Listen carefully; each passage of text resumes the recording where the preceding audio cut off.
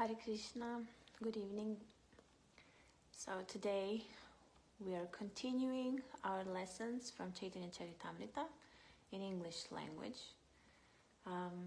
Maybe one day there will be Chaitanya Charitamrita in creation, but this is also broadcasted for actually a lot of people in other countries who listen to it.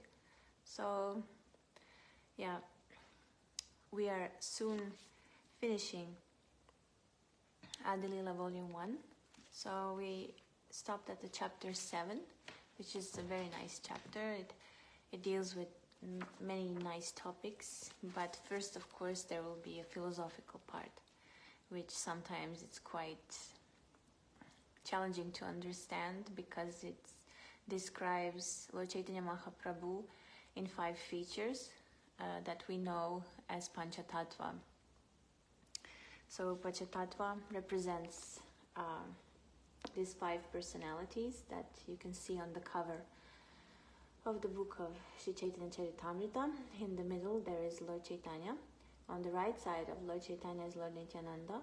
On the left side is Lord Gadadhar. Next to him is Advaita Acharya.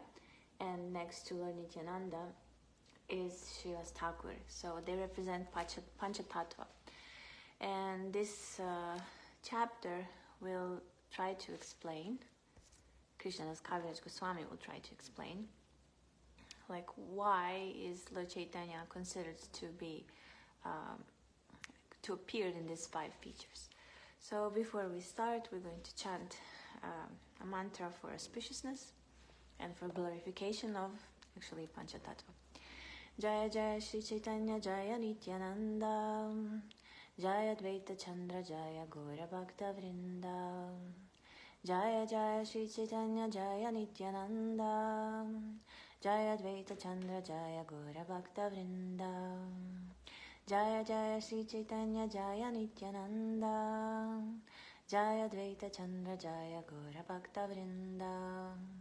So basically this mantra that we sing every time at the beginning of our discussions on Chaitanya Charitamrita is actually referring to Panchatattva. So Jaya Jaya Shri Chaitanya means Lord Chaitanya Mahaprabhu, Jaya Nityananda, and Jaya Advaita Chandra, so the moon of Advaita. So these 3 personalities which are listed at the beginning of the mantra represent Vishnu Tattva of the Panchatattva. And Jaya Jaya Shri Chaitanya Jaya Nityananda Jaya Advaita Chandra Jaya Gora Bhakta Vrinda represents all the other devotees of the Lord. And all these other devotees of the Lord are actually represented in the feature of Shakti, which is Gadadhar, or Jiva, which Srivas Thakur represents. So we're going to talk about them today. So let's start with the first verse. Krishnadas Kaviraj Goswami says, "Let me first offer my respectful obeisances unto Lord Chaitanya Mahaprabhu, who is the ultimate goal of life for one bereft of all possessions in this material world, and is the only meaning for one advancing in spiritual life. Thus let me write about his magnanimous contribution of devotional service in love of God." So this is also a verse which emphasizes that a spiritualist who wants to understand prema, who wants to accomplish prema or love for God, his only shelter is Lord Chaitanya Mahaprabhu. So in that sense, the only shelter of Krishnadas Kaviraj Goswami, who is the author of Chaitanya Charitamrita, is Lord Chaitanya Mahaprabhu. So he takes his shelter in this verse.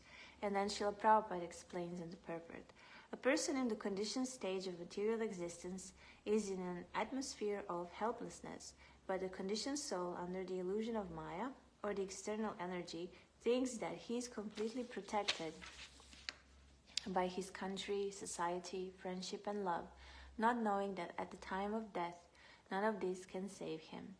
So when we're talking about transcendental knowledge, we're talking about the eternity of the soul and trying to find a higher taste in transcendence.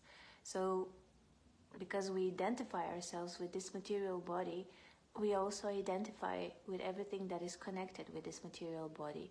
And because we do that, we seek shelter in those things, and these things are country, society, friendship, and love. But the problem is that they're temporary, they won't last forever. So at the moment of death, which expects all of us, it will not save us. Then Srila Prabhupada explains, the laws of material nature are so strong that none of our material possessions can save us from the cruel hands of death. So I remember when I was in high school, I loved the history of art because it has a symbol. It still has a symbolism that fascinated me, and also art talks about how life is temporary. And in art, the artists, they are searching for transcendence. Like my younger brother, whose name is Loka, he's a painter, and his paintings are all about seeking what we cannot see, like the transcendence. So in a way, art is an expression of trying to find a divine in something, in some conception, and so on. So Bhagavad Gita says, Janma Mityu Jara Vyadi Dukkha Doshanu Darshanam.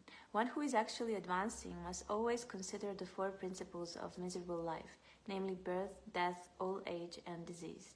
One cannot be saved from all these miseries unless he takes shelter of the lotus feet of the Lord. Sri Chaitanya Mahaprabhu is therefore the only shelter for all conditioned souls. And we explained why that is so, because he is the one who is actually Krishna himself. And he came in the form of a devotee to teach by an example of how to surrender to Krishna and how to establish the highest relationships that one can have with the Supreme Personality of Godhead. So if we take shelter of him, then we are actually saved from everything that is affecting us, especially in this material world.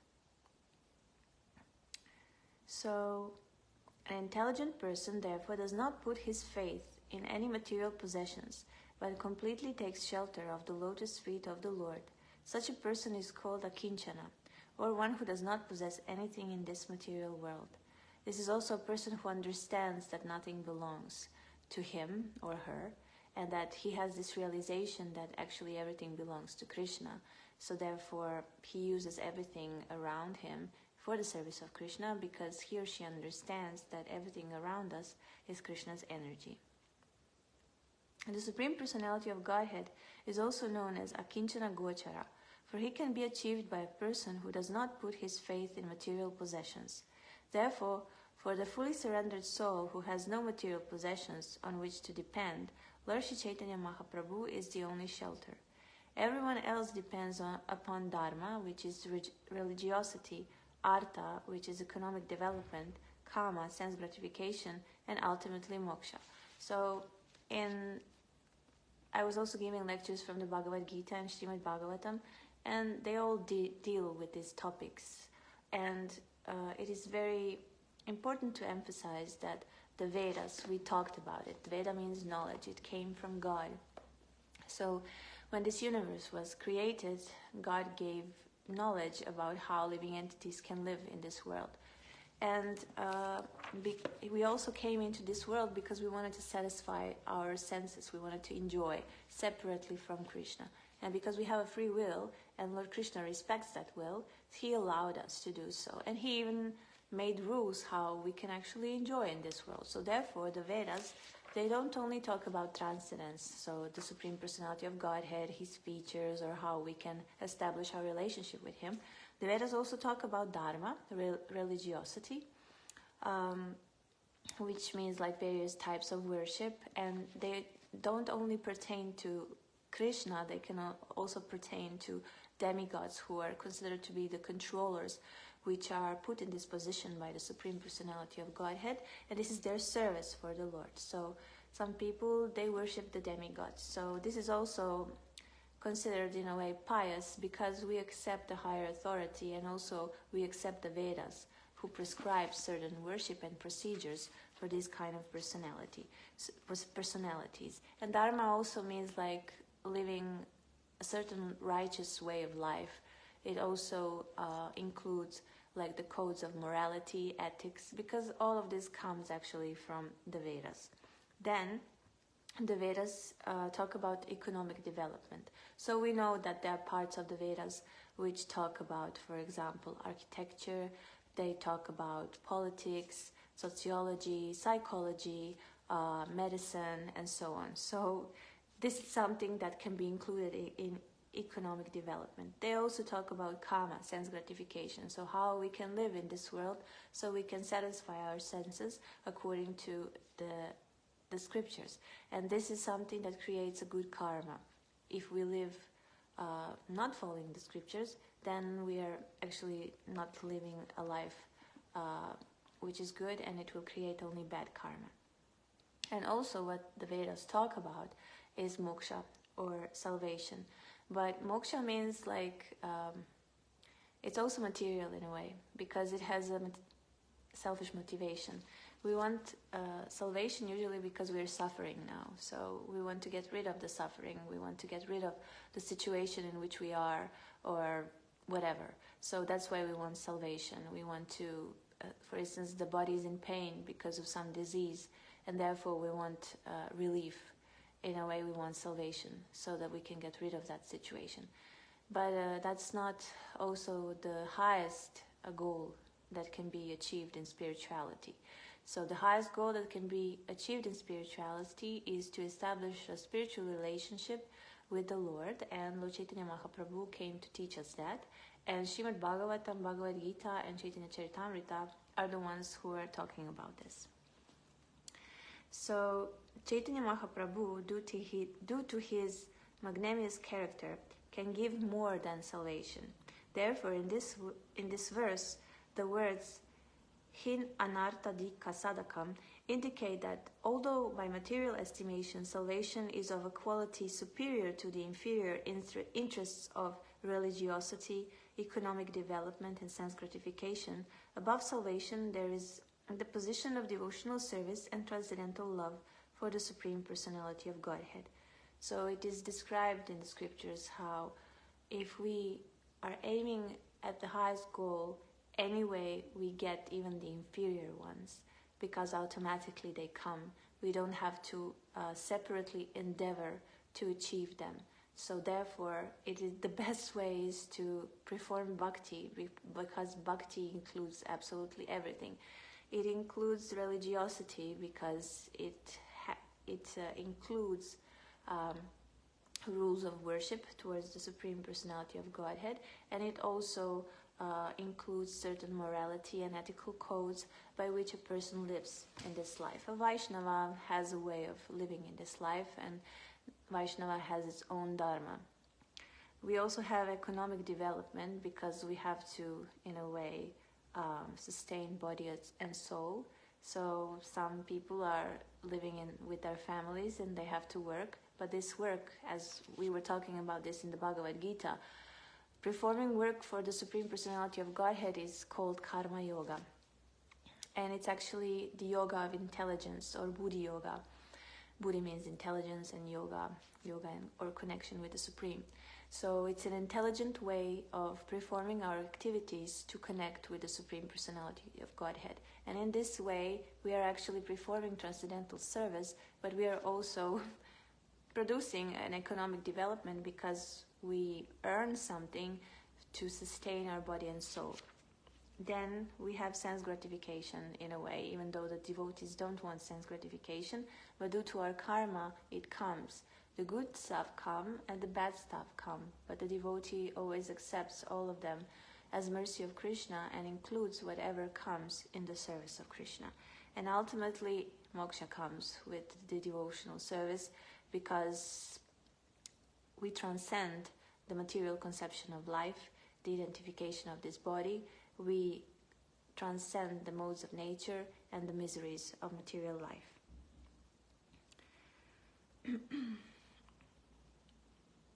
Sri Chaitanya Mahaprabhu is the bestower of this great benediction, because he was the one who came to propagate the chanting of the holy name of the Lord, which actually, if chanted purely, can give us all that. But it's not about also this motivation of giving us something. Our motivation for pure devotional service should be pure. It is described in Bhakti Rasamrita Sindhu that the pure devotional service is defined as devotional service which is performed without any motive and which is performed perpetually, so without any pauses, so continuously 24 hours a day. So this is considered to be pure devotional service, and that's actually our goal. And when we develop love for Krishna, everything else automatically comes. But the devotee who developed love for Krishna, he actually doesn't want all these things, because he receives bliss, ananda, from the service to the Lord, and that's for the devotee enough. And to understand this, we need to practically apply these teachings in our life, like every day, and then we will develop this higher taste. Sri Chaitanya Mahaprabhu said, Prema Pumarto Vahan, love of Godhead is the ultimate benediction for all human beings. Srila Krishnadas Kaviraj Goswami, the author of Sri Chaitanya Charitamrita, therefore first offers his respectful obeisances unto Lord Chaitanya Mahaprabhu before describing his magnanimity in bestowing love of Godhead. So we can see that for now in this book, it's the page 654, and through all these pages, Krishnadas Kaviraj Goswami, what he's doing, he's just glorifying the Lord. So now he will describe him in another way. So he was first describing the spiritual masters. But that's the first feature which Krishnadas Kaviraj Goswami explained that Krishna manifests in. And now he will describe the 5 other ones in which he manifests in this world. But he was also mentioning Krishna, who is connected with Lord Chaitanya Mahaprabhu, because Lord Chaitanya Mahaprabhu is Krishna himself. We were talking also about Lord Nityananda, who he is. We were talking about Advaita Acharya. So first he was glorifying and describing Vishnu Tattvas, and now he's going to not summarize it, but connect everything together. So text 2. Let me offer glorification to the Supreme Lord Sri Chaitanya Mahaprabhu. One who has taken shelter of his lotus feet is the most glorified person. Prabhu means master. Sri Chaitanya Mahaprabhu is the supreme master of all masters. So that's why we call Lord Chaitanya Mahaprabhu. So he's the greatest master of all. All the others are considered to be Prabhus. A Prabhu means master. And this name can also be applied to anyone, regardless of the gender, because it glorifies the person and the level of Krishna consciousness of that person. And also it indicates, when we refer to someone as Prabhu, it indicates our acceptance of seniority of that person, and that we are actually a servant of that person. Any person who takes shelter of Sri Krishna Chaitanya Mahaprabhu is most glorified, because by the mercy of Sri Chaitanya Mahaprabhu, he is able to get promotion to the platform of loving service to the Lord, which is transcendental to salvation. Text 3. In the beginning, I have discussed the truth about the spiritual master. Now I shall try to explain the Pancha Tattva. So at the beginning of Chaitanya Charitamrita, Krishnadas Kaviraj Goswami was talking about 6 features of the Supreme Personality of Godhead. And the first feature is spiritual master. So he already explained everything. And now he wants to talk about the other 5. So Srila Prabhupada explains in the purport. In the first chapter of Chaitanya Charitamrita Adi Lila, the author, Srila Krishnadas Kaviraj Goswami, has described the initiator spiritual master and the instructor spiritual master, which is in Sanskrit called Diksha and Shiksha Gurus. So he described them in the verse beginning with the words Vande Gurun Isha Bhaktan Isham Ishva Tarakan. In that verse, there are 6 transcendental subject matters, of which the truth regarding the spiritual master has already been described. Now the author shall describe other 5 tattvas. Tattva means the truth. So he will talk about the 5 tattvas, 5 truths, namely Isha Tattva, Isha means the Supreme Personality of Godhead. So Isha Tattva means the truth about the Supreme Lord. Then his expansion Tattva, his incarnation Tattva, his energy Tattva, and devotee Tattva. So this will be further on explained in other purports of Srila Prabhupada. Text 4. These 5 tattvas incarnate with Lord Chaitanya Mahaprabhu, and thus the Lord executes his Sankirtan movement with great pleasure. So we know that everything that exists and everything that came into existence because the Lord wanted to enjoy it. So we have to understand that when we say at the beginning, we say it only because we have the material conception of life in which things have a beginning and end. So therefore we need a beginning and end, because everything that we see in this material world has a beginning and end. But in transcendence, that is not so. Because spirituality or a spiritual world or transcendence means eternity. So there is no beginning and there is no end. So when we say the Lord was one and then he became many, there's not a trace in time that we can actually figure it out when that happened, because as eternity is like that there's no beginning and end. So this is a certain contradiction for us, and that's why it is explained how it is very difficult to understand transcendence by our intellectual capacities, because they are quite limited, and our mind is quite limited, and it cannot grasp the transcendence, and our senses are imperfect. Yesterday, when we had a class on Bhagavad Gita, we talked about it, how there is a certain imperfection in the living entities. First of all, we are always under illusion. Second of all, we are prone to cheating and lying. That's just our tendency. We have imperfect senses, and I always forget one.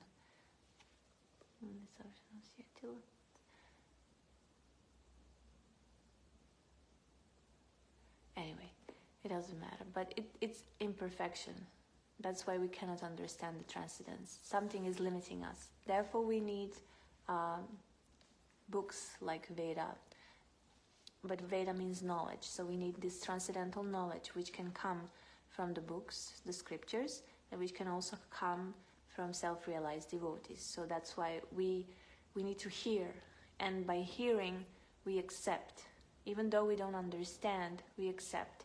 We practice, we apply the principles of Bhakti Yoga in our life. And the most fortunate thing about Krishna consciousness is that Krishna reveals everything in a devotee's heart. So yes, at the beginning we need a spiritual master. We need to approach a person who has seen the truth. We need to inquire from him submissively and render service unto him. And if we do that, then these pure devotees, these sadhus, will reveal the knowledge to us because they have seen the truth. So they will reveal the knowledge, and we have to practice what they instructed, and then Krishna, who is a Chaita Guru, a Guru in the heart, and who is also a super soul or Paramatma in our heart, who acts like a witness and who also gives intelligence, remembrance, and forgetfulness. He is the one who reveals things in our heart. It's just like, for example, in the Bhagavad Gita, Krishna revealed his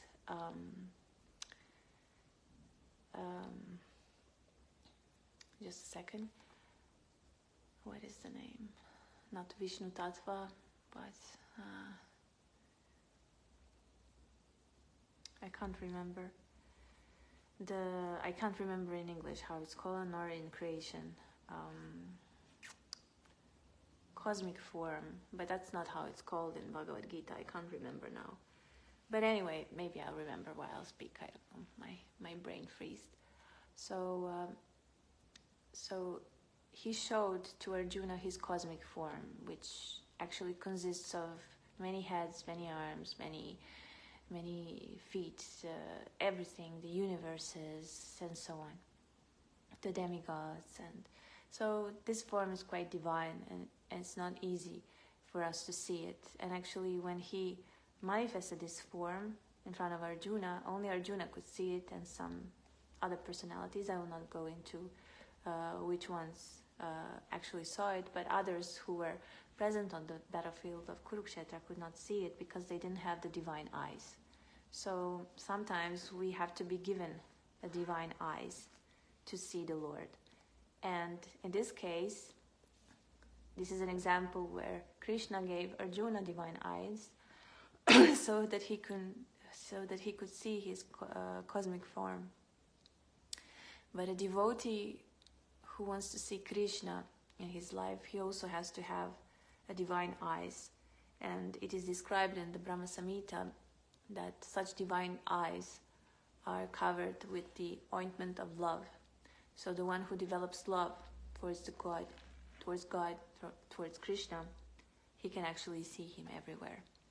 So that's quite beautiful, and that's how a person can actually have realizations, revelations, and so on. So at the beginning, we must hear and we must accept from the authorities, and then the realization will come. The knowledge is called in Sanskrit jnana, and the realized knowledge is called vijnana. So a pure devotee always has vijnana, a realized knowledge. At the beginning, we receive jnana, and then this jnana at one point has to transform in vijnana, which means realization. So then Srila Prabhupada explains. In Srimad Bhagavatam, there is the following statement regarding Sri Chaitanya Mahaprabhu. In the age of Kali, people who are endowed with sufficient intelligence will worship the Lord, who is accompanied by his associates by performance of Sankirtan Yagya. So that's what Sri Chaitanya Mahaprabhu came to preach. Sri Chaitanya Mahaprabhu is always accompanied by his plenary expansions, Sri Nityananda Prabhu, his incarnation, Sri Advaita Prabhu, his internal potency, Sri Gadadhar Prabhu, and his marginal potency, Srivas Prabhu. He is in the midst of them as the Supreme Personality of Godhead. So as we saw in the picture, he's in the middle of them. So one should know that Sri Chaitanya Mahaprabhu is always accompanied by these other tattvas. So he's never alone. He's always accompanied with his associates, whether they are Vishnu tattvas or Shakti or Jiva tattvas. And therefore, our obeisances to Sri Chaitanya Mahaprabhu are complete when we say Sri Krishna Chaitanya Prabhu Nityananda Sri Advaita Gadadhara Srivasadi Gaura Bhakta Vrinda. So this is a prayer which devotees speak and pray and chant, and which includes the names of all these Panchatattva personalities, and they actually present Lord Chaitanya Mahaprabhu in full. We cannot understand Lord Chaitanya Mahaprabhu in fullness if we don't know all the 5 features, and that's what Krishnadas Kaviraj Goswami will try to explain to us. And also he will explain how it is very beneficial to chant the Maha Mantra if we also, before chanting the Maha Mantra, chant this prayer to the Panchatattva. And Srila Prabhupada will now explain why. He says, as preachers of Krishna consciousness movement, we first offer our obeisances to Sri Chaitanya Mahaprabhu by chanting this Panchatattva mantra. Then we say, Hare Krishna, Krishna Krishna, Hare Hare, Hare Rama, Ram Rama, Hare Hare. There are 10 offenses in chanting of the Hare Krishna Maha Mantra, but these are not considered in chanting of the Panchatattva mantra, namely Shri Krishna Chaitanya, Prabhu Nityananda, Shri Advaita Gadadhara, Srivasadi Gaura Bhakta Vrinda. So this Panchatattva, these personalities who appeared 500 years ago, they don't take offenses.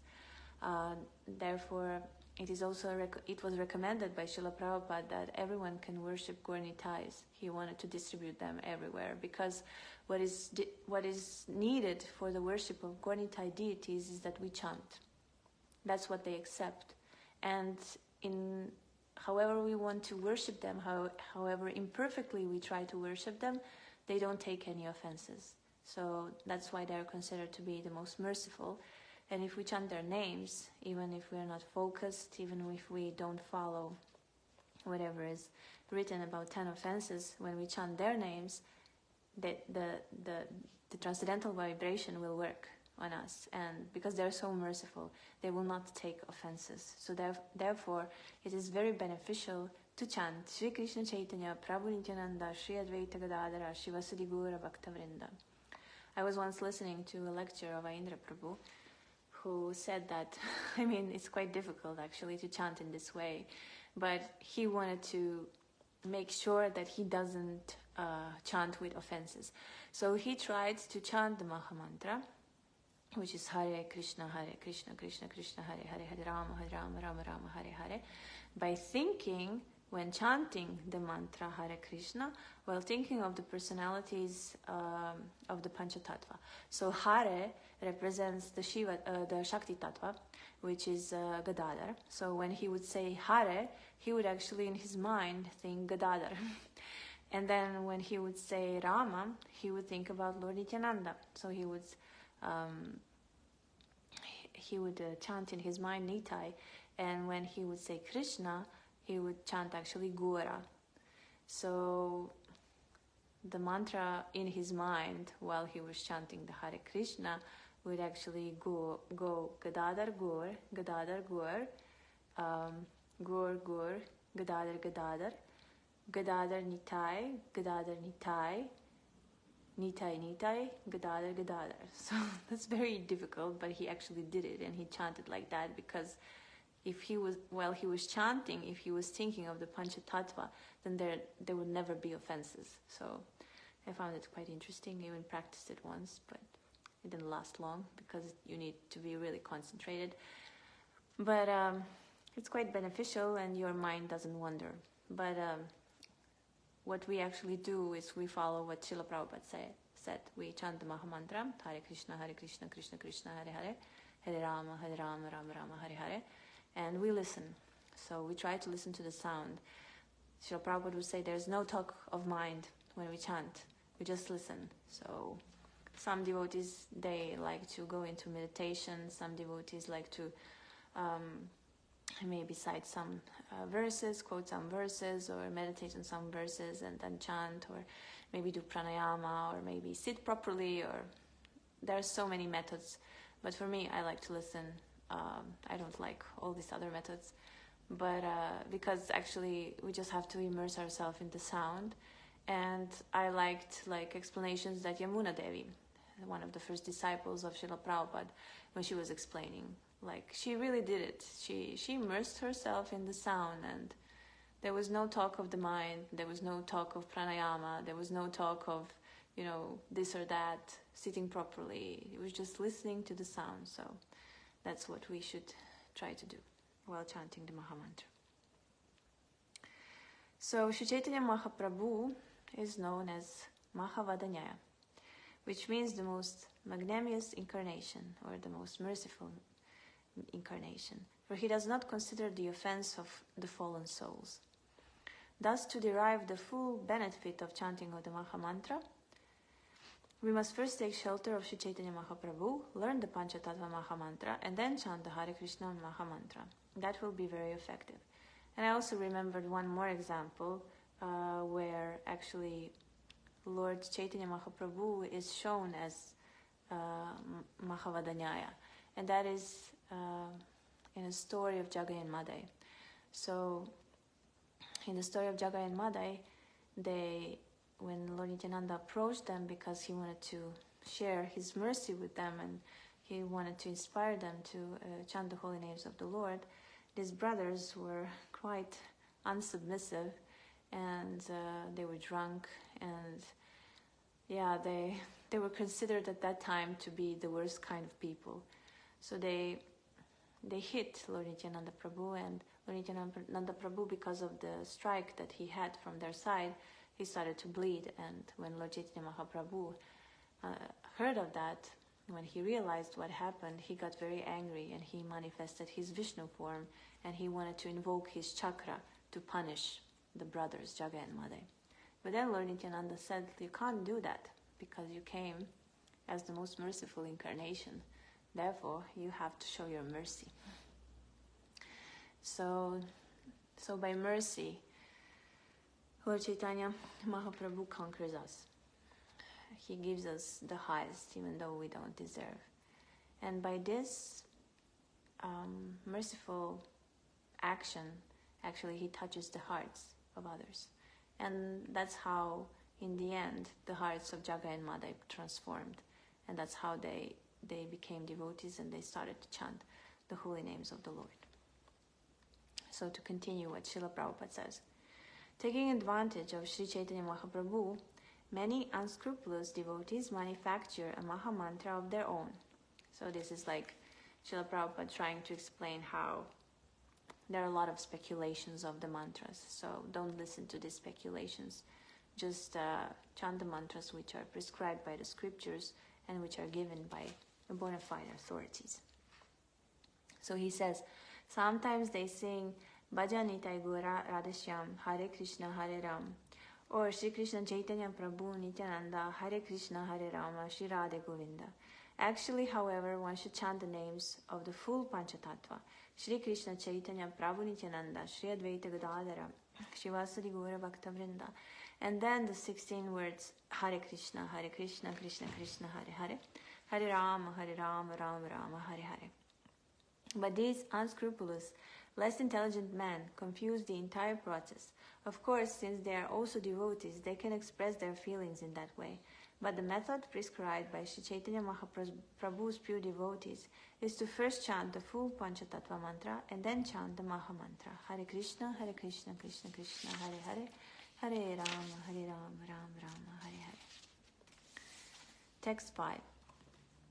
Spiritually, there are no differences between these 5 tattvas, for on the transcendental platform everything is absolute. Yet there are also varieties in the spiritual world, and in order to taste these spiritual varieties, one should distinguish between them. So, yeah.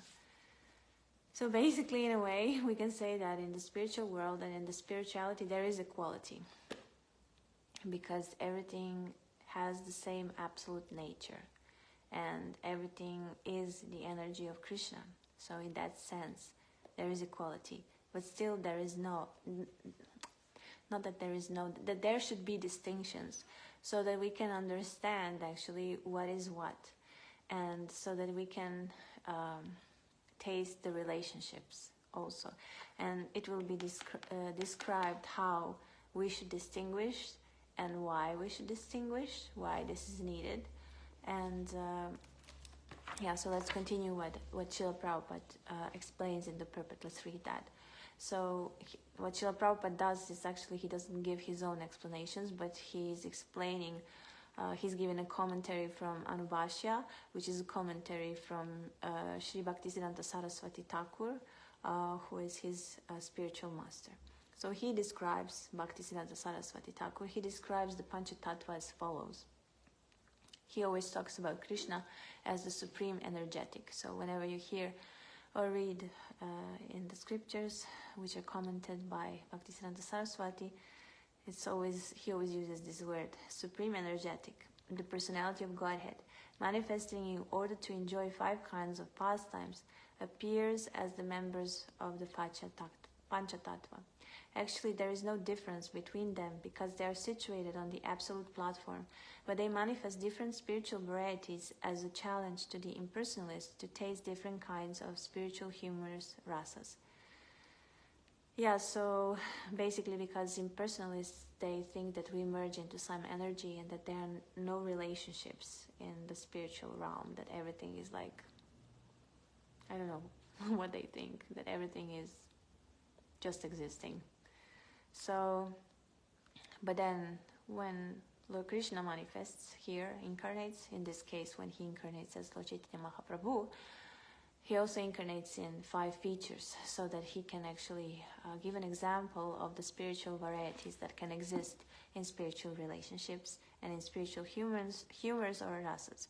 In the Vedas it is said, Parasya Shaktir Vividaiva Shruyate. The varieties of energy of the Supreme Personality of Godhead are differently known. So he has different energies, and they have different names, and they have different functions, and he enjoys them differently. So from this statement of the Vedas, one can understand that there are eternal varieties of humors or tastes in the spiritual world. Sri Gauranga, Sri Nityananda, Sri Advaita, Sri Gadadhar, and Shiva Thakur are all on the same platform, but in spiritually distinguishing between them, one should understand that Sri Chaitanya Mahaprabhu is the form of a devotee. So he is a Lord Krishna who comes in the form of a devotee. He takes the mood of Radharani to taste love of Godhead, his own sweetness, to understand how Radharani is feeling. We were talking about that. And also to teach the world by his example how to surrender to Krishna and to propagate the chanting of the holy names of the Lord, which is the Yuga Dharma of this age. Because in the Bhagavad Gita, he says that he comes to establish the principles of religion, to annihilate the demons, and to liberate to give pleasure to his devotees. So Nityananda Prabhu appears as the form of a devotee's spiritual master. So Lord Nityananda Prabhu is considered to be the original spiritual master, and he represents Lord Balaram. Advaita Prabhu is the form of a Bhakta, devotee incarnation, so he is a Vishnu Tattva as well. Gadadhar Prabhu is the energy of a Bhakta, and Shiva Thakur is a pure devotee. Thus, there are spiritual distinctions between them. And then, now he will give Sanskrit terms for all these 5 features. He says, Bhakta Rupa, which is Sri Chaitanya Mahaprabhu, the Bhakta Swarupa, which is Sri Nityananda Prabhu, and the Bhakta Avatara, which is Sri Advaita Prabhu, are described as the Supreme Personality of Godhead himself, his immediate manifestation, and his plenary expansion. So his immediate manifestation is Lord Nityananda, who actually represents Lord Balaram, and his plenary expansion is Advaita Acharya, who is actually Lord Vishnu. And they all belong to Vishnu category, so they are all considered the Supreme Personality of Godhead. Although the spiritual and marginal energies of the Supreme Personality of Godhead are non-different from the Supreme Personality of Godhead Vishnu, they are predominated subjects, whereas Lord Vishnu is the predominator. So they come from the same energy, the same spiritual energy of Vishnu Tattva, because Krishna says that all the living entities are his parts and parcels. So they come from Krishna. They are, in a way, expansion of Krishna. But there is a difference. They are predominated subjects. They are very small. And the enjoyer, or the predominator, is the Supreme. They are to be enjoyed. But the Supreme is the one who is enjoying them, because he created everything. He's the biggest. But they're all small. As such, although they are on the same platform, spiritual platform, they have appeared differently in order to facilitate tasting transcendental mellows. So as we said, God was one, but he became many in order to enjoy. So that's the whole purpose of creation, so that we can all reciprocate with the Supreme Personality of Godhead and give him pleasure, because by giving pleasure to the Lord, we are the ones who are experiencing pleasure. And we explained that in the previous chapters when we were trying to explain why Krishna appeared in the mood of Srimati Radharani. Because, and we also not only explained like how, we didn't only explain what Srimati Radharani experiences, because it was explained how she experiences the ecstasy even higher than the one Krishna experiences, just because she serves him and she gives him pleasure.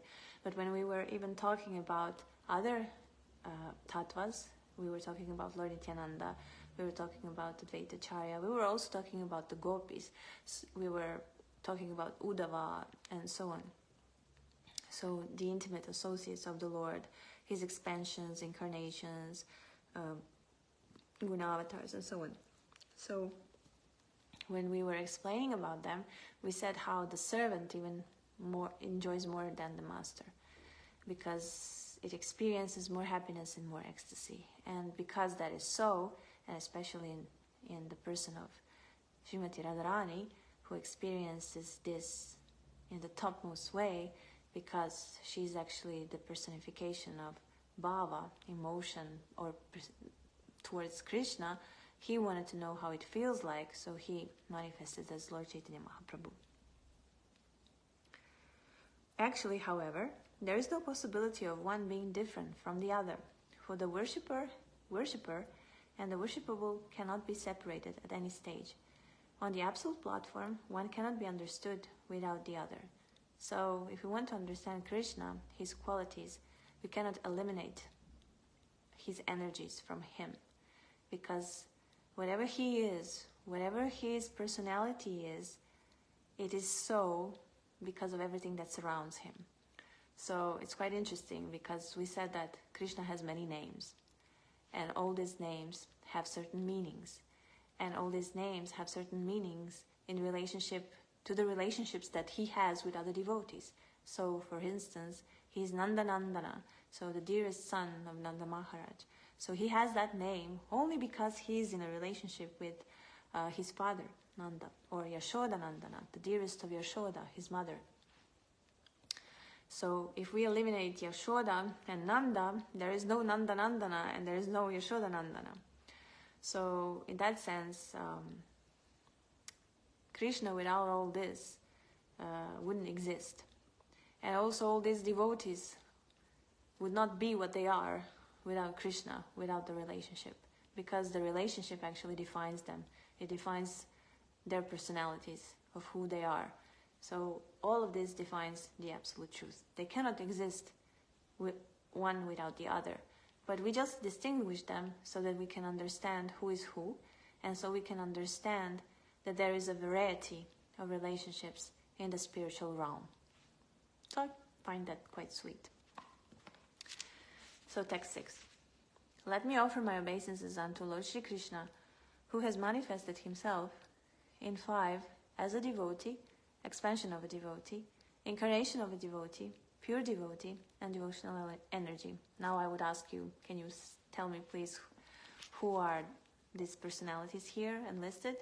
And then you were supposed to say that he appeared as a devotee, which means Lord Chaitanya Mahaprabhu, expansion of a devotee, Lord Nityananda, incarnation of a devotee, Advaita Acharya, pure devotee is actually Shiva Thakur, and devotional energy is Gadadhar. So Srila Prabhupada explains further in the purport. Sri Nityananda Prabhu is the immediate expansion of Sri Chaitanya Mahaprabhu as his brother. He is the personified spiritual bliss of Sachitananda Vigraha. His body is transcendental and full of ecstasy in devotional service. Sri Chaitanya Mahaprabhu is therefore called Bhakta Rupa, the form of a devotee, and Sri Nityananda Prabhu is called Bhakta Svarupa, the expansion of a devotee. Sri Advaita Prabhu, the incarnation of a devotee, is a Vishnu Tattva and belongs to the same category. There are also different types of bhaktas, or devotees, on the platforms of neutrality, servitude, friendship, parenthood, and conjugal love. Devotees like Sri Damodar, Sri Gadadhar, and Sri Ramananda are different energies. This confirms the Vedic sutra Parasya Shaktir Vividaiva Shuryate. All these bhakta subjects taken together constitute Sri Chaitanya Mahaprabhu, who is Krishna himself. So without them, there would not be any Chaitanya Mahaprabhu, because they are the ones who are just like his limbs. They create the atmosphere, they create the mood, they are his instruments. It is described in Chaitanya Charitamrita, they are his weapons by which he propagates the chanting of the holy name throughout this world. So without them, without the company of Lord Chaitanya Mahaprabhu, there would be no Chaitanya Mahaprabhu. So everything is very much connected, and this also gives us hope and joy, because we can see how we are all very much connected with Krishna, but we forgot it. And when we revive this relationship with Chaitanya Mahaprabhu, with Krishna, we're both the same, but in different features, or different types of incarnations. with a different mood, then we can realize our happiness here, because just as this Panchatattva is connected and consists, it gives the full picture of the absolute truth of Lord Chaitanya Mahaprabhu, who is Krishna himself. We are also connected into this picture. It is an illusion in our heads that we are separated. The illusion creates this separation, but actually there is no separation. We are also an energy of Krishna, very much connected with him. And we also give the meaning to Krishna because of this relationship we have with him. And Krishna gives us the meaning in our existence because we have a relationship with him. So that's the connection of these energies of the Lord. And we are considered as jivas, as living entities, we are considered to be a marginal energy of the Supreme Personality of Godhead. So text 7. Krishna, the reservoir of all pleasure, is the Supreme Personality of Godhead himself, the Supreme Controller. No one is greater than or equal to Shri Krishna, yet he appears as the son of Maharaja Nanda. In this verse, Kaviraj Goswami gives an accurate description of Lord Krishna, the Supreme Personality of Godhead, by stating that although no one is equal to or greater than him, and he is the reservoir of all spiritual pleasure, he nevertheless appears as the son of Maharaj Nanda and Yashoda Mai. Lord Shri Krishna, the Supreme Personality of Godhead, is the supreme enjoyer in the rasa dance. He is the leader of the damsels of Vraja, and all the others are simply his associates. So what Krishnadas Kaviraj Goswami tries to indicate here is like that, you see, this is Krishna, but this is Krishna only because he's the son of Nanda, he's the son of Yashoda, and he is the enjoyer of rasa dance only because there are gopis there. So he needs us, we need him, in a way. But we are all him, because everything comes from him. He just manifests in different features. He's one who becomes many to enjoy, to manifest all this spiritual variety and all these relationships.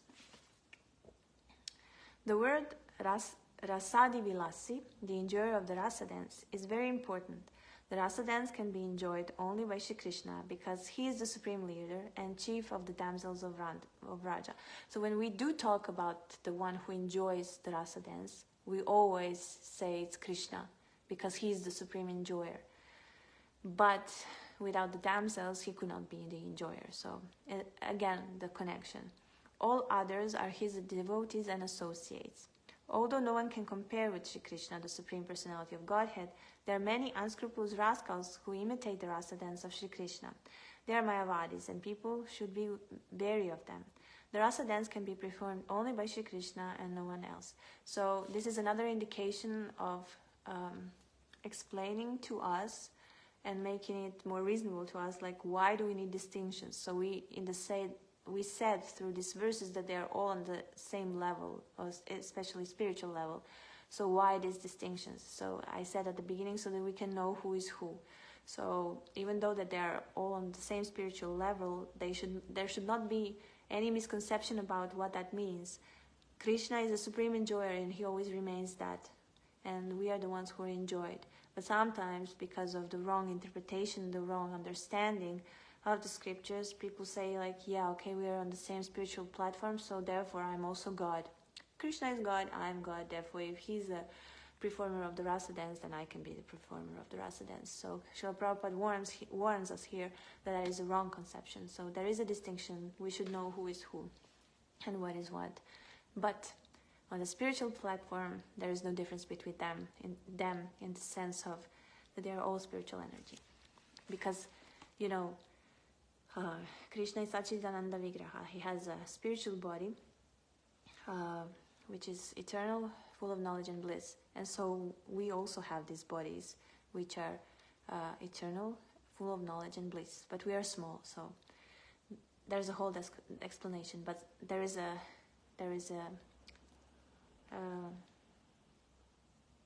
equal. I forgot how is it said. We are, we are qualitatively the same, but quantitatively not. Yes. Text 9. The self-same Lord Krishna, advanted himself as Sri Chaitanya Mahaprabhu with all his eternal associates who are also equally glorious. Text 10, and that will be the last verse for today. Sri Chaitanya Mahaprabhu, who is the Supreme Controller, the one personality of Godhead, has ecstatically become a devotee, yet his body is transcendental and not materially tinged. So basically, he is a devotee. He gave me the role of a devotee, and when people have a conception of who is a devotee, it's usually a sadhaka, a person who is entangled in this material world, who has a material body, and who tries to practice the spiritual or religious principles in order to liberate himself in a way, or establish a relationship with God and so on. But even though Lord Chaitanya Mahaprabhu comes as a devotee, still he's the Supreme Personality of Godhead, which we already established in the previous chapters, and his body is transcendental, and he is not materially tinged. So Srila Prabhupada explains in the purport, there are different tattvas, or truths, including Isha Tattva, so the truth about the Lord himself, Jiva Tattva, which is the truth about the living entities, and Shakti Tattva, the truth about the Lord's energies. So Isha Tattva refers to the Supreme Personality of Godhead Vishnu, who is the Supreme Living Force. In the Katha Upanishad it is said, Nitya Nityanam Chetas Chetananam. The Supreme Personality of Godhead is the Supreme Eternal and the Supreme Living Force. The living entities are also eternal, and they are also living forces, but they are very minute in quantity, whereas the Supreme Lord is the Supreme Living Force and the Supreme Eternal. The Supreme Eternal never accepts a body of a temporary material nature, whereas the living entities, who are parts and parcels of the Supreme Eternal, are prone to do so. Thus, according to the Vedic mantras, the Supreme Lord is the Supreme Master of all innumerable living entities. The Mayavadi philosophers, however, try to equate the minute living entities with the Supreme Living Entity. Because they recognize no distinction between them, their philosophy is called Advaita Vada, or monism. So that's what we were mentioning, how, okay, we are all on the spiritual platform, we are all the same, so therefore, if you're Krishna, that means I'm Krishna. So this is Advaita Vada, or monism.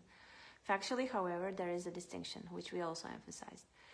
This verse is especially meant to impart to the Mayavadi philosopher the understanding that the Supreme Personality of Godhead is the Supreme Controller. The Supreme Controller, the Personality of Godhead, is Krishna himself, but as a transcendental pastime, he has accepted the form of a devotee, Lord Chaitanya Mahaprabhu. As stated in the Bhagavad Gita, when the Supreme Personality of Godhead Krishna comes to this planet exactly like a human being, some rascals consider him the one of the ordinary humans. One who thinks in that mistaken way is described as muda, or foolish. Therefore, one should not foolishly consider Chaitanya Mahaprabhu to be an ordinary human being. He has accepted the ecstasy of a devotee, but he is the Supreme Personality of Godhead. Since the time of Chaitanya Mahaprabhu, there have been many imitation incarnations of Krishna who cannot understand that Chaitanya Mahaprabhu is Krishna himself and not an ordinary human being. Less intelligent men create their own gods by advertising a human being as God. This is their mistake. Therefore, hear the words Tantra Shuddha Kalevara warn that Chaitanya Mahaprabhu's body is not material but purely spiritual. One should not therefore accept Chaitanya Mahaprabhu as an ordinary devotee, although he has assumed the form of a devotee. Yet one must certainly know that although Sri Chaitanya Mahaprabhu is the Supreme Personality of Godhead, because he accepted the ecstasy of a devotee, one should not misunderstand his pastimes and place him in exactly the same position as Krishna. It is for this reason only that when Sri Chaitanya Mahaprabhu was addressed as Krishna or Vishnu, he blocked his ears, not wanting to hear himself addressed as the Supreme Personality of Godhead. There is a class of devotees called Gauranga Nagari, who stage plays of Krishna's pastimes using a vigraha form of Chaitanya Mahaprabhu. This is a mistake that is technically called rasabhasa. While Chaitanya Mahaprabhu is trying to enjoy as a devotee, one should not disturb him by addressing him as the Supreme Personality of Godhead. So that's also one of the explanations given, like that even though he comes as a devotee and he doesn't want to be addressed as a Supreme Personality of Godhead, he still is that because he has a transcendental body and he's just Krishna who came in the mood of a devotee, but still he doesn't want to be reminded that he is the Supreme. He wants to be actually reminded that he is a devotee and he wants to be in the mood of Srimati Radharani. And therefore his intimate associates, they understand this. And when they are with him, they actually try to induce the mood of Srimati Radharani in him so that he can enjoy in the way that he wants to enjoy as a devotee. So they recite the verses of the gopis. They recite, for example, Bhagavad Gita, in which the ecstasy of separation of Srimati Radharani is described. So by reciting these verses, they induce the same mood in Lord Chaitanya Mahaprabhu, and that is how Krishna enjoys in this incarnation of Lord Chaitanya Mahaprabhu. He enjoys as a devotee, and he shows by an example of how to surrender to Krishna, and also how to establish or how to accomplish, or how it can be seen when you want to have the highest relationship with the Supreme Personality of Godhead, Shri Krishna, in conjugal love, like what are the symptoms and so on. So that is the example that he is actually giving. So it's past 8, so that means that we are at the end of today's class. So we finished only 10 verses. This is going to be a very long chapter, so it will take us few sessions. If you have any questions, you can always write below the video, or you can send messages, Facebook page, or whatever you like. Thank you for your attention, and I hope you can always read before we discuss these things of Chaitanya Charitamrita, and maybe you have some thoughts you want to share. You're also welcomed. So thank you, and Hare Krishna.